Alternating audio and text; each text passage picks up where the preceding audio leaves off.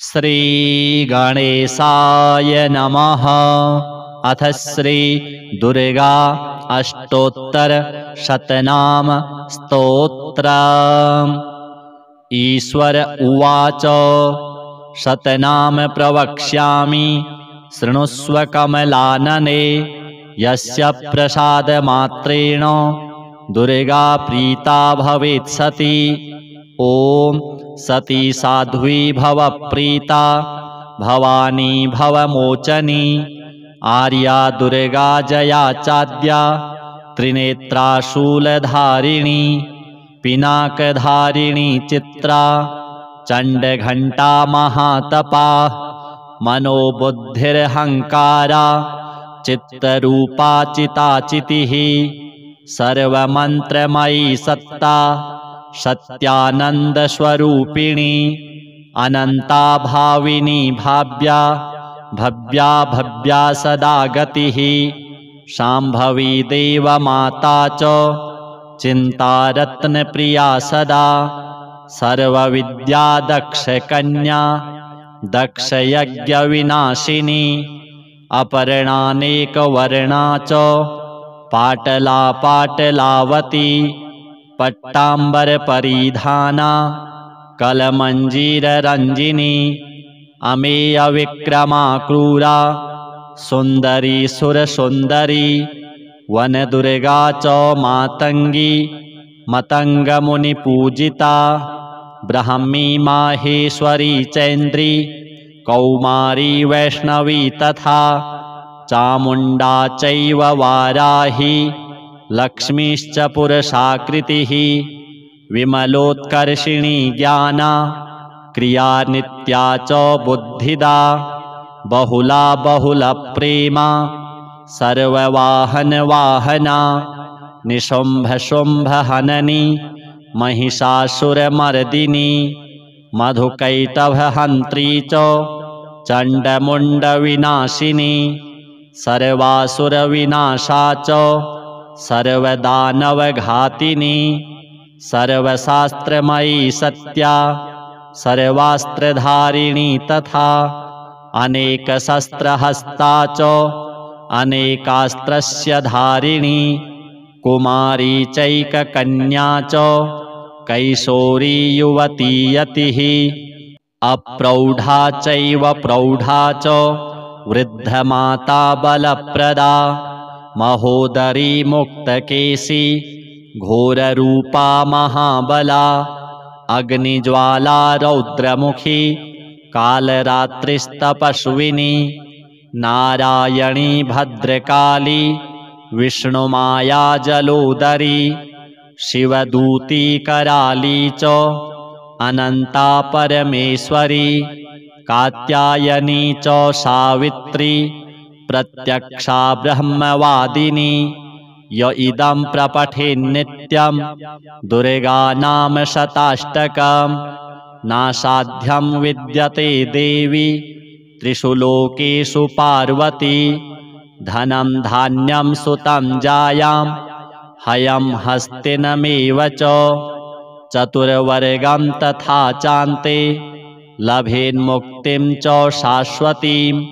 कुमारीं पूजयित्वा तु ध्यात्वा देवीं सुरेश्वरीं।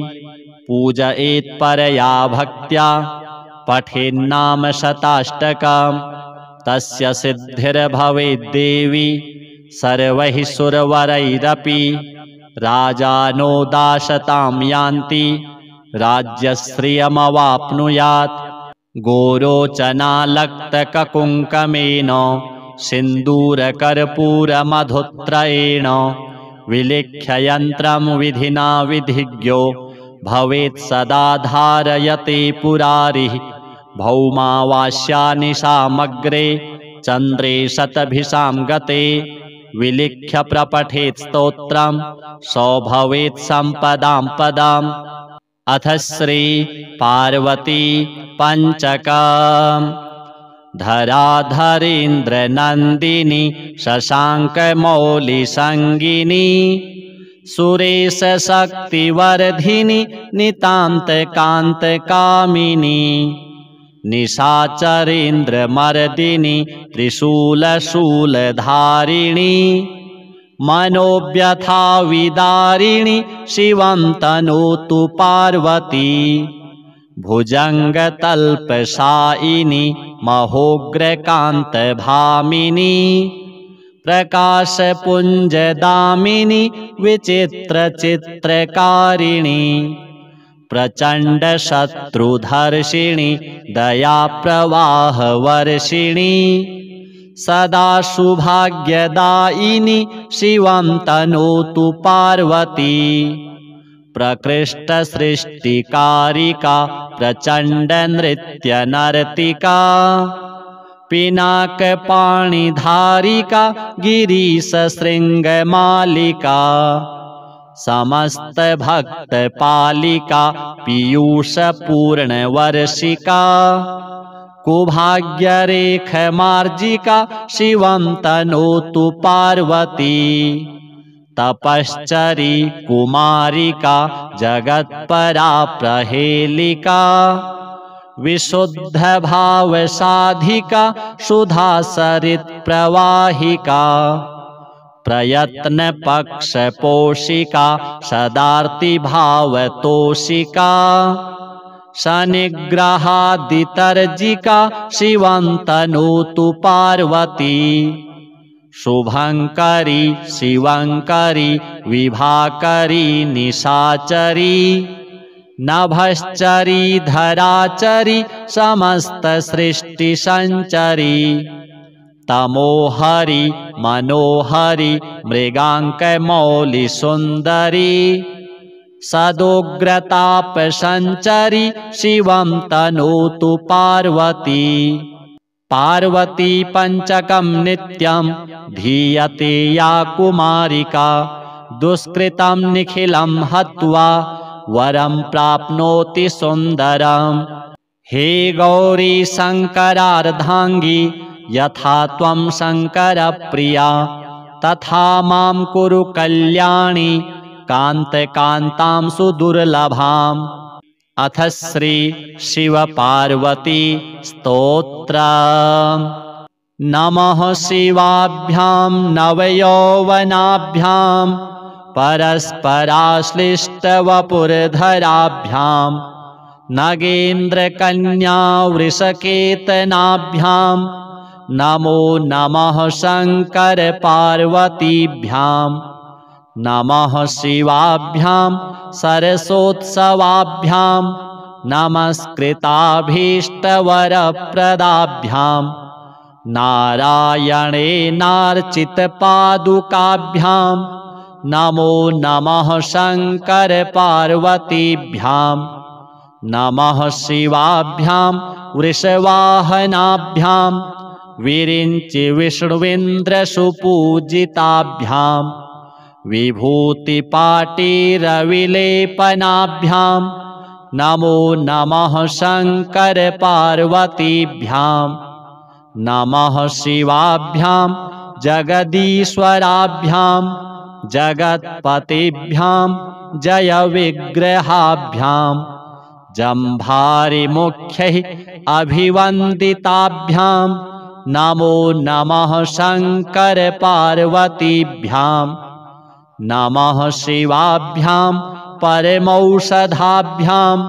पञ्चाक्षरी पञ्जररञ्जिताभ्यां प्रपञ्चसृष्टिस्थितिसंहृताभ्यां नमो नमः शङ्करपार्वतीभ्यां नमः शिवाभ्याम् अतिसुन्दराभ्याम् अत्यन्तमासक्तहृदम्बुजाभ्याम् अशेषलोकैकहितङ्कराभ्यां नमो नमः शङ्करपार्वतीभ्यां नमः शिवाभ्यां कलिनाशनाभ्यां कङ्कालकल्याणवपुर्धराभ्यां कैलासशैलस्थितदेवताभ्यां नमो नमः शङ्करपार्वतीभ्यां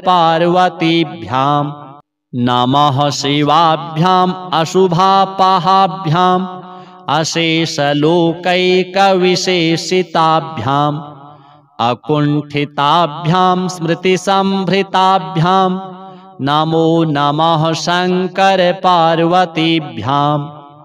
नमः शिवाभ्यां रथवाहनाभ्यां रवीन्दुवैश्वानरलोचनाभ्यां राकाशशाङ्काभमुखाम्बुजाभ्यां नमो नमः शङ्करपार्वतीभ्यां नमः शिवाभ्यां जटिलन्धराभ्यां जरामृतिभ्यां च विवर्जिताभ्यां जनार्दनाब्जोद्भवपूजिताभ्यां नमो नमः शङ्करपार्वतीभ्यां नमः शिवाभ्यां विषमेक्षणाभ्यां बिल्वच्छदामल्लिकदामभृद्भ्यां शोभावती शान्तवतीश्वराभ्यां नमो नमः शङ्करपार्वतीभ्यां नमः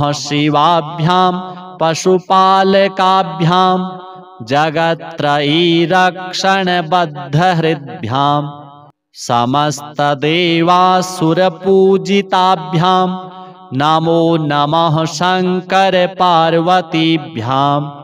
स्तोत्रं त्रिसन्ध्यं शिवपार्वतीभ्यां भक्त्या पठेद्वादशकं नरो यः स सर्वसौभाग्यफलानि भुङ्क्ते शतायुरान्ते शिवलोकमेति। श्री शिवपार्वती देव्यार्पणमस्तु। अथ श्री दुर्गा अष्टोत्तर शतनाम स्तोत्रम्। ईश्वर उवाच शतनाम प्रवक्ष्यामि शृणुष्व कमलानने यस्य प्रसादमात्रेण दुर्गा प्रीता भवेत् सती। ॐ सती साध्वी भव प्रीता भवानी भवमोचनी आर्या दुर्गा जया चाद्या त्रिनेत्रा शूलधारिणी पिनाकधारिणी चित्रा चण्डघण्टा महातपा मनोबुद्धिरहङ्कारा चित्तरूपा चिताचितिः सर्वमन्त्रमयी सत्ता सत्यानन्दस्वरूपिणी अनन्ता भाविनी भाव्या भव्या भव्या सदा गतिः शाम्भवी देवमाता च चिन्तारत्नप्रिया सदा सर्वविद्या दक्षकन्या दक्षयज्ञविनाशिनी अपर्णानेकवर्णा च पाटला पाटलावती पट्टाम्बरपरिधाना कलमञ्जीररञ्जिनी अमेयविक्रमा क्रूरा सुन्दरी सुरसुन्दरी वनदुर्गा च मातङ्गी मतङ्गमुनिपूजिता ब्राह्मी माहेश्वरी चैन्द्री कौमारी वैष्णवी तथा चामुण्डा चैव वाराही लक्ष्मीश्च पुरुषाकृतिः विमलोत्कर्षिणी ज्ञाना क्रिया नित्या च बुद्धिदा बहुला बहुलप्रेमा सर्ववाहनवाहना निशुम्भशुम्भहननी महिषासुरमर्दिनी मधुकैटभहन्त्री च चण्डमुण्डविनाशिनी सर्वासुरविनाशा च सर्वदानवघातिनी सर्वशास्त्रमयी सत्या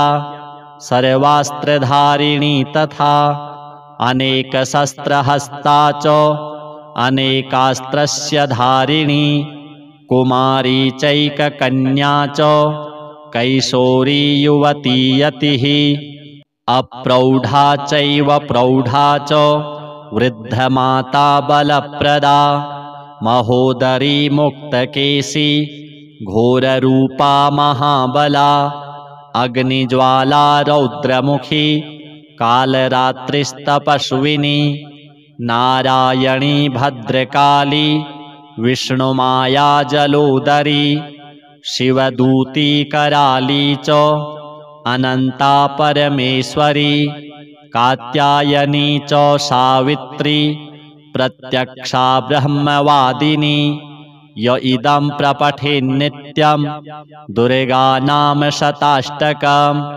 नासाध्यं विद्यते देवी त्रिषु लोकेषु पार्वती धनं धान्यं सुतं जायां हयं हस्तिनमेव च चतुर्वर्गं तथा चान्ते लभेन्मुक्तिं च शाश्वतीं कुमारीं पूजयित्वा तु ध्यात्वा देवीं सुरेश्वरीं पूजयेत् परया भक्त्या पठेन्नाम शताष्टकं तस्य सिद्धिर्भवेद्देवी सर्वैः सुरवरैरपि राजानो दाशतां यान्ति राज्यश्रियमवाप्नुयात् गोरोचनालक्तककुङ्कमेन सिन्दूरकर्पूरमधुत्रयेण विलिख्य यन्त्रं विधिना विधिज्ञो भवेत् सदा धारयते पुरारिः भौमावास्यानि सामग्रे चन्द्रे शतभिषां गते विलिख्य प्रपठेत् स्तोत्रं सो भवेत् सम्पदां पदम्। अथ श्री पार्वती पंचकम्। धराधरेन्द्रनन्दिनी शशाङ्कमौलिसङ्गिनी सुरेशशक्तिवर्धिनी नितान्तकान्तकामिनी निशाचरेन्द्रमर्दिनी त्रिशूलशूलधारिणी मनोव्यथाविदारिणी शिवं तनोतु पार्वती भुजङ्गतल्पशायिनी महोग्रकान्तभामिनी प्रकाशपुञ्जदामिनी विचित्रचित्रकारिणी प्रचण्डशत्रुधर्षिणी दयाप्रवाहवर्षिणी सदा सौभाग्यदायिनी शिवं तनोतु पार्वती प्रकृष्टसृष्टिकारिका प्रचण्डनृत्यनर्तिका पिनाकपाणिधारिका गिरीशशृङ्गमालिका समस्तभक्तपालिका पीयूषपूर्णवर्षिका कुभाग्यरेखमार्जिका शिवं तनोतु पार्वती तपश्चरी कुमारिका जगत्परा प्रहेलिका विशुद्धभावसाधिका सुधासरित्प्रवाहिका प्रयत्नपक्षपोषिका सदार्तिभावतोषिका शनिग्रहादितर्जिका शिवं तनोतु पार्वती शुभङ्करी शिवङ्करी विभाकरी निशाचरी नभश्चरी धराचरी समस्तसृष्टिसञ्चरी तमोहरि मनोहरि मृगाङ्कमौलिसुन्दरी सदोग्रतापसञ्चरी शिवं तनोतु पार्वती पार्वती पंचकं नित्यं धीयते या कुमारिका दुष्कृतं निखिलं हत्वा वरं प्राप्नोति सुन्दरम्। हे गौरी शङ्करार्धाङ्गी यथा त्वं शङ्करप्रिया तथा मां कुरु कल्याणी कान्तकान्तां सुदुर्लभाम्। अथ श्री शिवपार्वती स्तोत्रम्। नमः शिवाभ्यां नवयौवनाभ्यां परस्पराश्लिष्टवपुर्धराभ्यां नगेन्द्रकन्या वृषकेतनाभ्यां नमो नमः शङ्करपार्वतीभ्यां नमः शिवाभ्यां सरसोत्सवाभ्यां नमस्कृताभीष्टवरप्रदाभ्यां नारायणेनार्चितपादुकाभ्यां नमो नमः शङ्करपार्वतीभ्यां नमः शिवाभ्यां वृषवाहनाभ्यां विरिञ्चि विष्णुविन्द्रसुपूजिताभ्यां विभूतिपाटिरविलेपनाभ्यां नमो नमः शङ्करपार्वतीभ्यां नमः शिवाभ्यां जगदीश्वराभ्यां जगत्पतिभ्यां जयविग्रहाभ्यां जम्भारिमुख्यैः अभिवन्दिताभ्यां नमो नमः शङ्करपार्वतीभ्यां नमः शिवाभ्यां परमौषधाभ्यां पञ्चाक्षरी पञ्जररञ्जिताभ्यां प्रपञ्चसृष्टिस्थितिसंहृताभ्यां नमो नमः शङ्करपार्वतीभ्यां नमः शिवाभ्याम् अतिसुन्दराभ्याम् अत्यन्तमासक्तहृदम्बुजाभ्याम् अशेषलोकैकहितङ्कराभ्यां नमो नमः शङ्करपार्वतीभ्यां नमः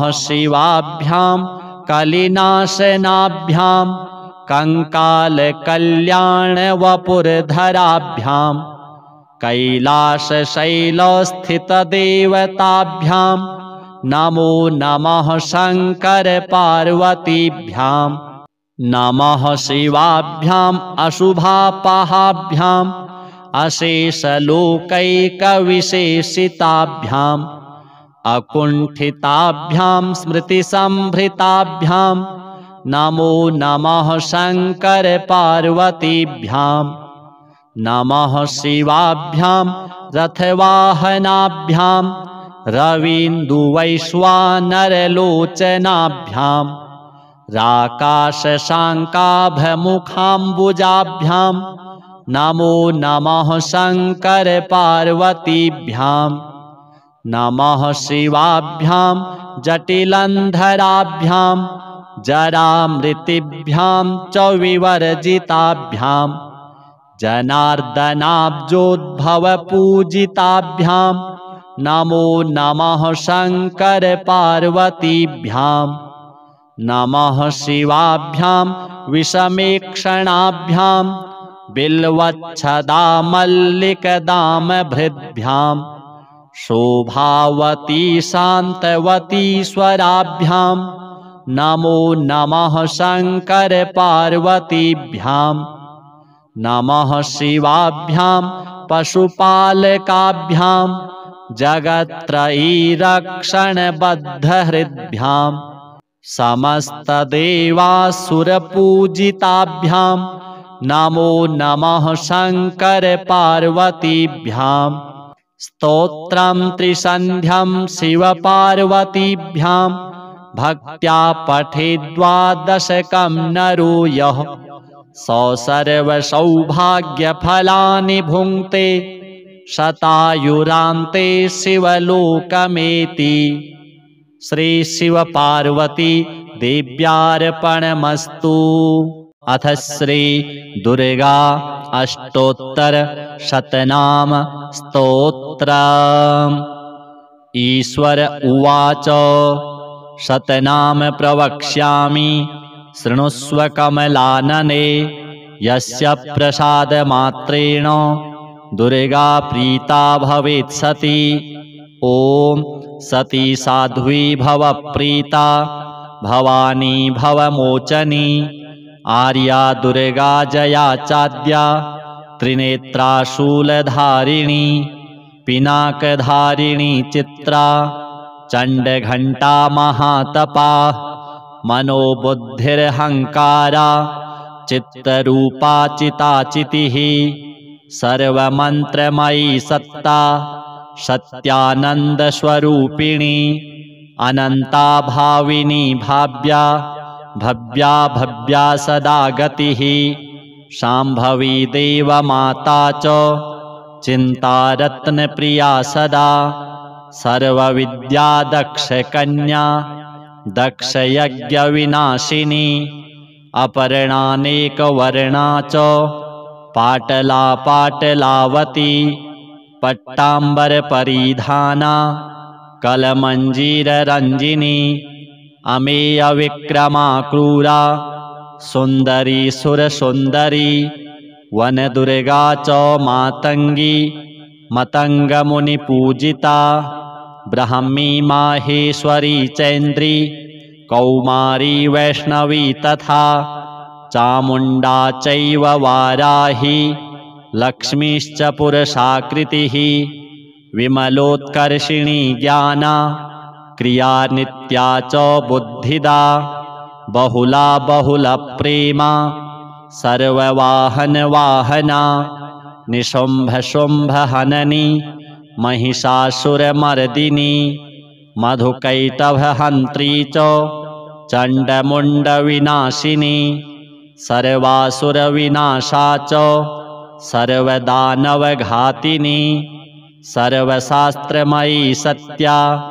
सर्वास्त्रधारिणी तथा अनेकशस्त्रहस्ता च अनेकास्त्रस्य धारिणी कुमारी चैककन्या च कैशोरी युवती यतिः अप्रौढा चैव प्रौढा च वृद्धमाता बलप्रदा महोदरी मुक्तकेशी घोररूपा महाबला अग्निज्वाला रौद्रमुखी कालरात्रिस्तपस्विनी नारायणी भद्रकाली विष्णुमाया जलोदरी शिवदूती कराली च अनन्ता परमेश्वरी कात्यायनी च सावित्री प्रत्यक्षा ब्रह्मवादिनी य इदं प्रपठेन्नित्यं दुर्गा नाम शताष्टकं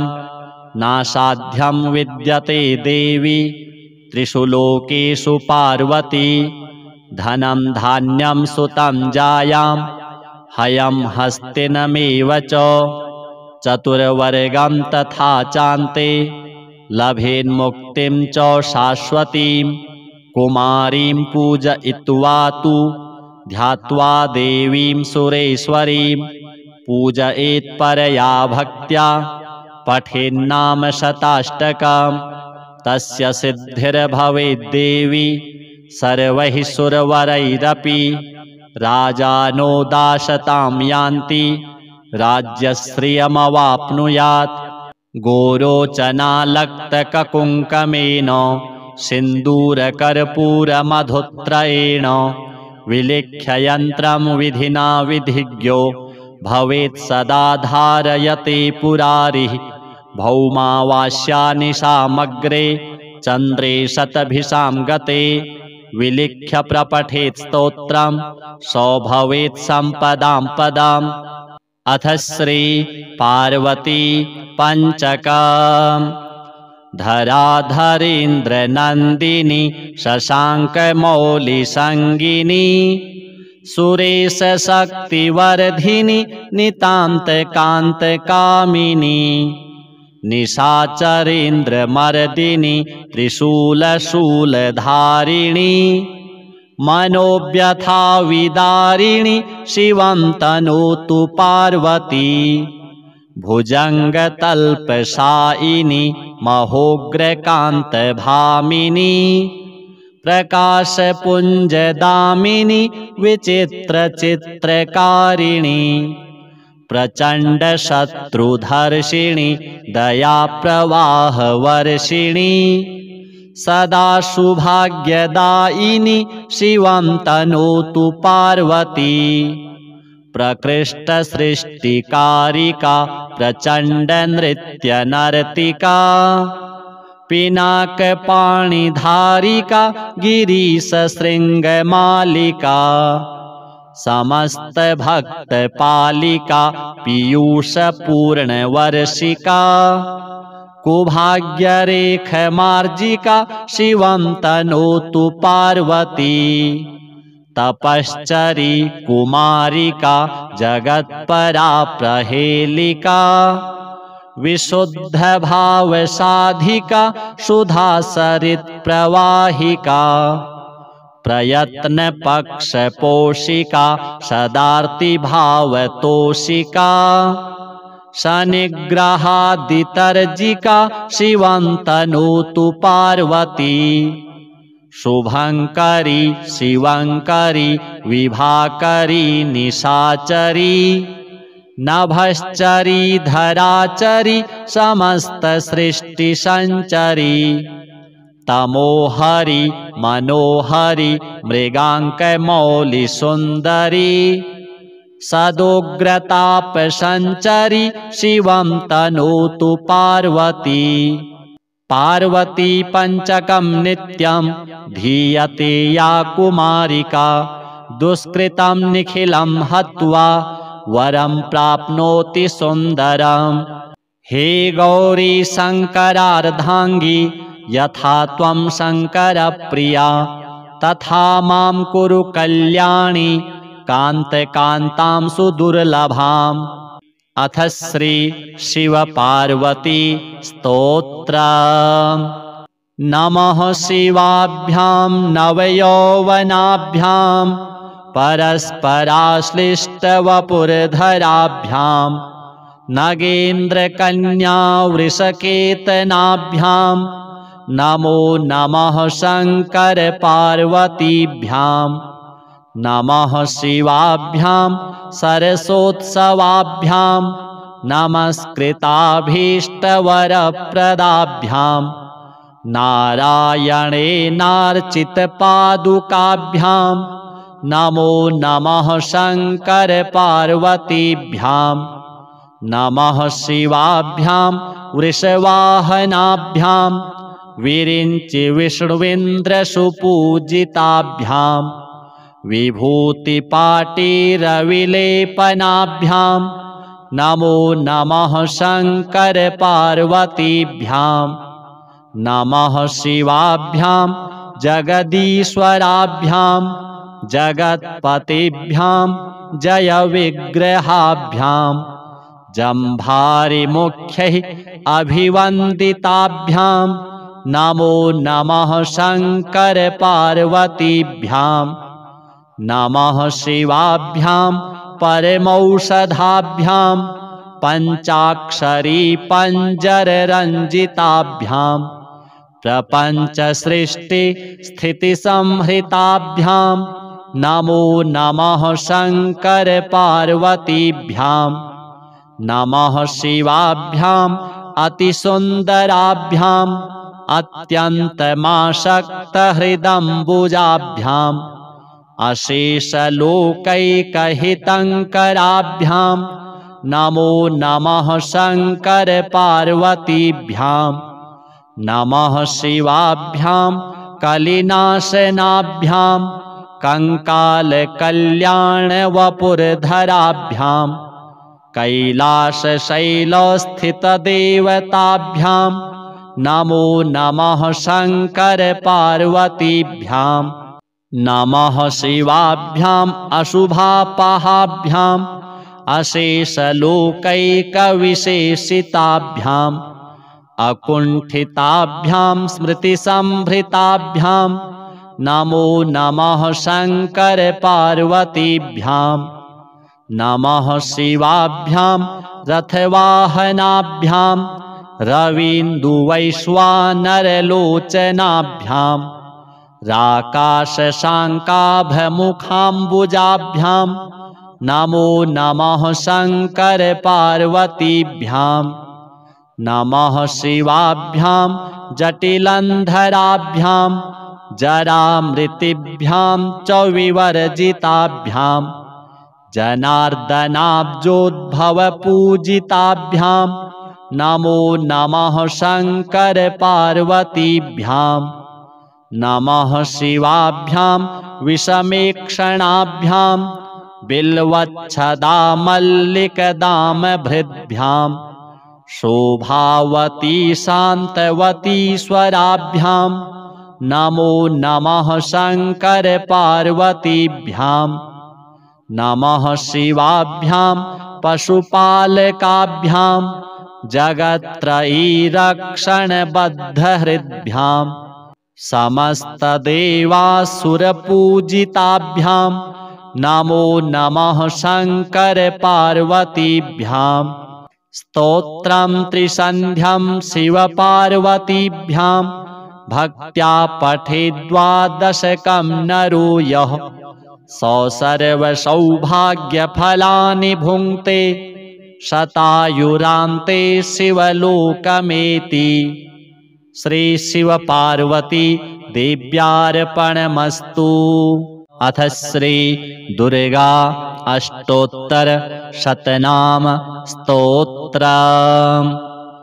ईश्वर उवाच शतनाम प्रवक्ष्यामि शृणुष्व कमलानने यस्य प्रसादमात्रेण दुर्गा प्रीता भवेत् सती।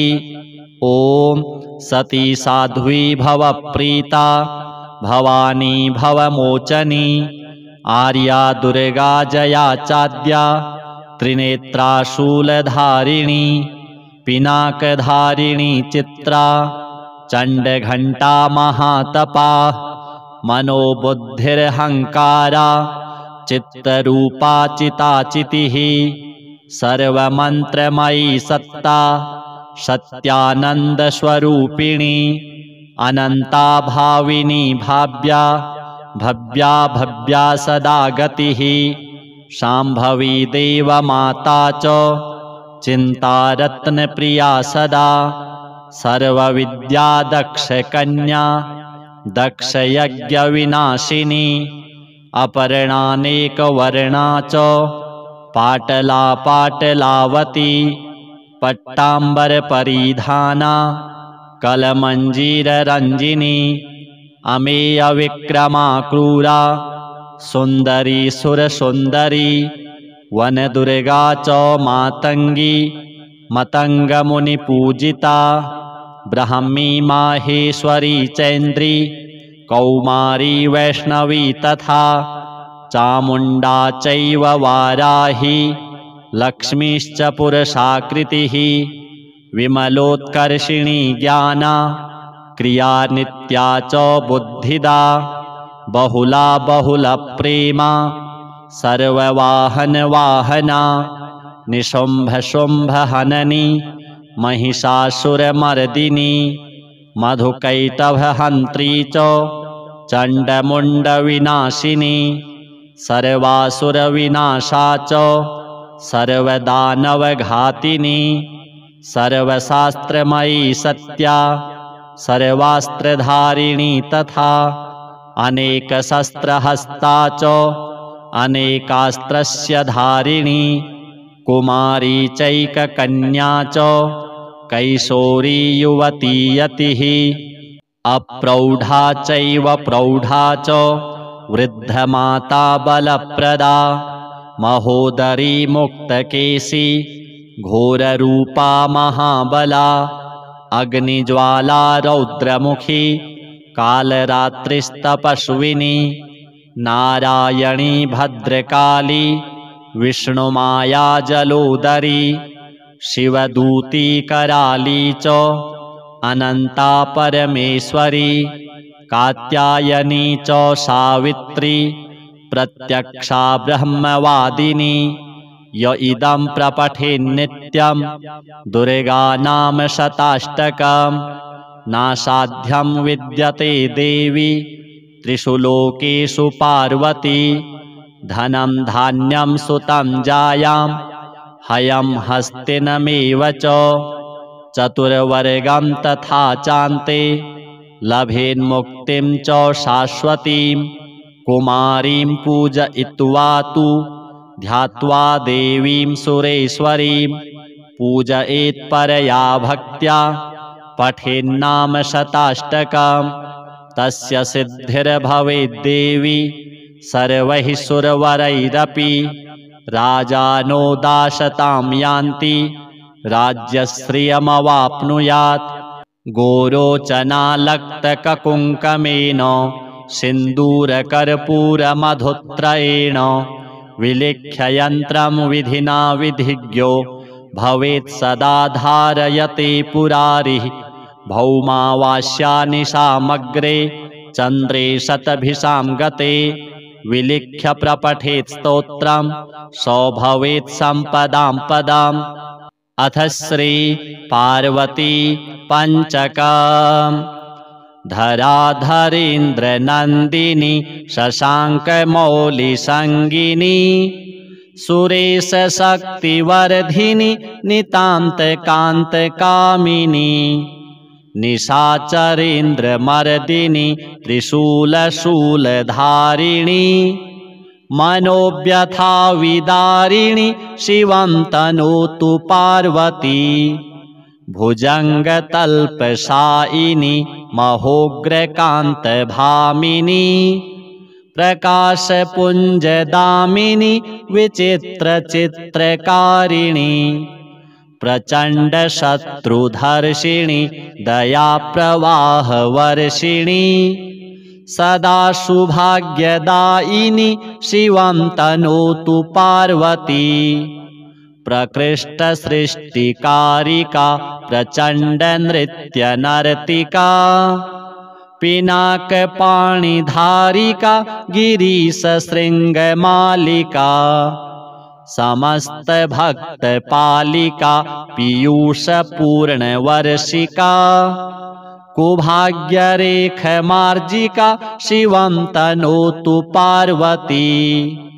तपश्चरी कुमारिका जगत्परा प्रहेलिका विशुद्धभावसाधिका सुधासरित्प्रवाहिका प्रयत्नपक्षपोषिका सदार्तिभावतोषिका शनिग्रहादितर्जिका शिवं तनोतु पार्वती। शुभङ्करी शिवङ्करी विभाकरी निशाचरी नभश्चरी धराचरी समस्तसृष्टिसञ्चरी तमोहरि मनोहरि मृगाङ्कमौलिसुन्दरी सदोग्रतापसञ्चरी शिवं तनोतु पार्वती। पार्वती पञ्चकं नित्यं धीयते या कुमारिका दुष्कृतं निखिलं हत्वा वरं प्राप्नोति सुन्दरम्। हे गौरी शङ्करार्धाङ्गी यथा त्वं शङ्करप्रिया तथा मां कुरु कल्याणी कान्तकान्तां सुदुर्लभाम्। अथ श्री शिवपार्वती स्तोत्रम्। नमः शिवाभ्यां नवयौवनाभ्यां परस्पराश्लिष्टवपुर्धराभ्यां नगेन्द्रकन्यावृषकेतनाभ्यां नमो नमः शङ्करपार्वतीभ्यां। नमः शिवाभ्यां सरसोत्सवाभ्यां नमस्कृताभीष्टवरप्रदाभ्यां नारायणेनार्चितपादुकाभ्यां नमो नमः शङ्करपार्वतीभ्यां। नमः शिवाभ्यां वृषवाहनाभ्यां विरिञ्चिविष्णुविन्द्रसुपूजिताभ्यां विभूतिपाटिरविलेपनाभ्यां नमो नमः शङ्करपार्वतीभ्यां। नमः शिवाभ्यां जगदीश्वराभ्यां जगत्पतिभ्यां जयविग्रहाभ्यां जम्भारिमुख्यैः अभिवन्दिताभ्यां नमो नमः शङ्करपार्वतीभ्यां। नमः शिवाभ्यां परमौषधाभ्यां पञ्चाक्षरी पञ्जररञ्जिताभ्यां प्रपञ्चसृष्टिस्थितिसंहृताभ्यां नमो नमः शङ्करपार्वतीभ्यां। नमः शिवाभ्याम् अतिसुन्दराभ्याम् अत्यन्तमासक्तहृदम्बुजाभ्याम् अशेषलोकैकहितङ्कराभ्यां नमो नमः शङ्करपार्वतीभ्यां। नमः शिवाभ्यां कलिनाशनाभ्यां कंकालकल्याणवपुरधराभ्यां कैलासशैलस्थितदेवताभ्यां नमो नमः शङ्करपार्वतीभ्यां नमः शिवाभ्याम् अशुभापहाभ्याम् अशेषलोकैकविशेषिताभ्याम् अकुण्ठिताभ्यां स्मृतिसम्भृताभ्यां नमो नमः शङ्करपार्वतीभ्यां नमः शिवाभ्यां रथवाहनाभ्यां रवीन्दुवैश्वानरलोचनाभ्यां राकाशशाङ्काभमुखाम्बुजाभ्यां नमो नमः शङ्करपार्वतीभ्यां नमः शिवाभ्यां जटिलन्धराभ्यां जरामृतिभ्यां च विवर्जिताभ्यां जनार्दनाब्जोद्भवपूजिताभ्यां नमो नमः शङ्करपार्वतीभ्यां नमः शिवाभ्यां विषमेक्षणाभ्यां बिल्वच्छदामल्लिकदामभृद्भ्यां शोभावती शान्तवतीश्वराभ्यां नमो नमः शङ्करपार्वतीभ्यां नमः शिवाभ्यां पशुपालकाभ्यां जगत्त्रयीरक्षणबद्धहृद्भ्यां समस्तदेवासुरपूजिताभ्यां नमो नमः शङ्करपार्वतीभ्यां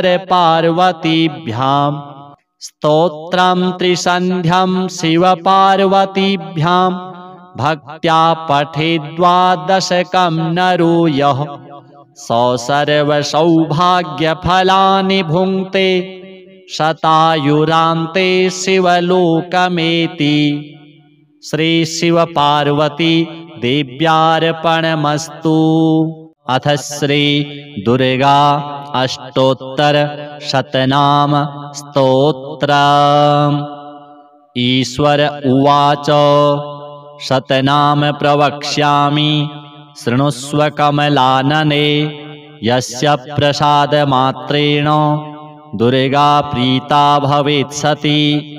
ॐ सती साध्वी भव प्रीता भवानी भवमोचनी आर्या दुर्गा जया चाद्या त्रिनेत्रा शूलधारिणी पिनाकधारिणी चित्रा चण्डघण्टा महातपा मनोबुद्धिरहङ्कारा चित्तरूपा चिताचितिः सर्वमन्त्रमयी सत्ता सत्यानन्दस्वरूपिणी अनन्ता भाविनी भाव्या भव्या भव्या सदा गतिः शाम्भवी देवमाता च चिन्तारत्नप्रिया सदा सर्वविद्या दक्षकन्या दक्षयज्ञविनाशिनी अपर्णानेकवर्णा च पाटला पाटलावती पट्टाम्बरपरिधाना कलमञ्जीररञ्जिनी अमेयविक्रमा क्रूरा सुन्दरी सुरसुन्दरी वनदुर्गा च मातङ्गी मतङ्गमुनिपूजिता ब्राह्मी माहेश्वरी चैन्द्री कौमारी वैष्णवी तथा चामुण्डा चैव वाराही लक्ष्मीश्च पुरुषाकृतिः विमलोत्कर्षिणी ज्ञाना क्रिया नित्या च बुद्धिदा बहुला बहुलप्रेमा सर्ववाहनवाहना निशुम्भशुम्भहननी महिषासुरमर्दिनी मधुकैटभहन्त्री च चण्डमुण्डविनाशिनी सर्वासुरविनाशा च सर्वदानवघातिनी सर्वशास्त्रमयी सत्या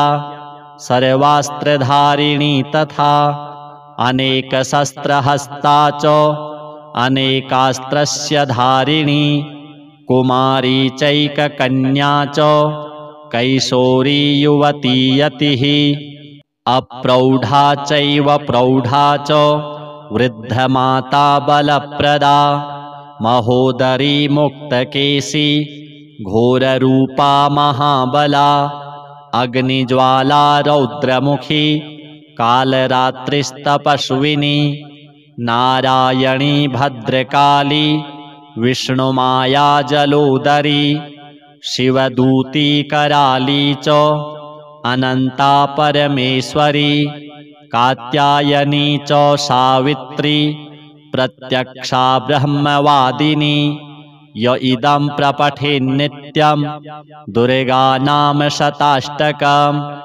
नासाध्यं विद्यते देवी त्रिषु लोकेषु पार्वती धनं धान्यं सुतं जायां हयं हस्तिनमेव च चतुर्वर्गं तथा चान्ते लभेन्मुक्तिं च शाश्वतीं कुमारीं पूजयित्वा तु ध्यात्वा देवीं सुरेश्वरीं पूजयेत्परया भक्त्या पठेन्नाम शताष्टकं तस्य सिद्धिर्भवेद्देवी सर्वैः सुरवरैरपि राजानो दाशतां यान्ति राज्यश्रियमवाप्नुयात् गोरोचनालक्तककुङ्कमेन सिन्दूरकर्पूरमधुत्रयेण विलिख्य यन्त्रं विधिना विधिज्ञो भवेत् सदा धारयते पुरारिः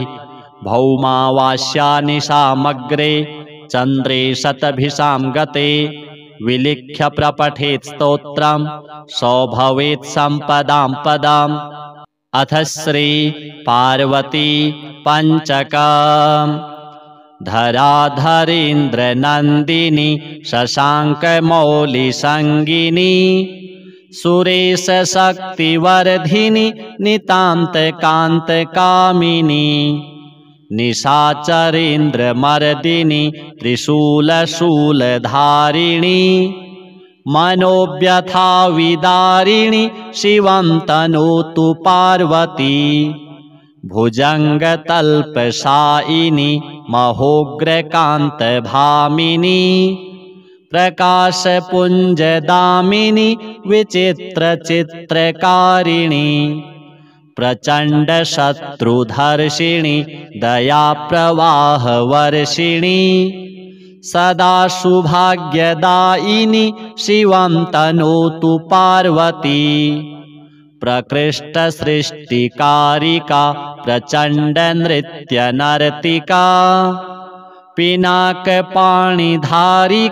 गिरीशशृङ्गमालिका समस्तभक्तपालिका पीयूषपूर्णवर्षिका कुभाग्यरेखमार्जिका शिवं तनोतु पार्वती तपश्चरी कुमारिका जगत्परा प्रहेलिका विशुद्धभावसाधिका सुधासरित्प्रवाहिका प्रयत्नपक्षपोषिका सदार्तिभावतोषिका